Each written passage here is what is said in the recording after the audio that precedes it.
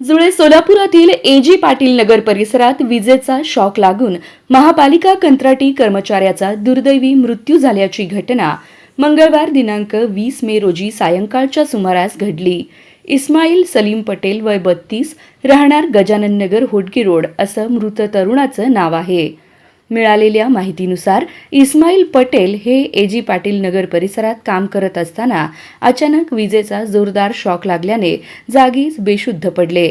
घटनेनंतर सहकार्यांनी व स्थानिक नागरिकांनी तात्काळ त्यांना श्री छत्रपती शिवाजी महाराज सर्वोपचार रुग्णालय येथे उपचारासाठी दाखल केले. मात्र उपचारापूर्वीच डॉक्टरांनी त्यांना मृत घोषित केले. घटनेची माहिती मिळताच रुग्णालयात नातेवाईकांनी मोठा आक्रोश केला. अचानक घडलेल्या या दुर्घटनेमुळे कुटुंबावर दुःखाचा डोंगर कोसळला आहे. इस्माईल यांच्या पश्चात आई, वडील आणि 3 बहिणी असा परिवार आहे. या प्रकरणाचा पुढील तपास पोलीस करत आहेत.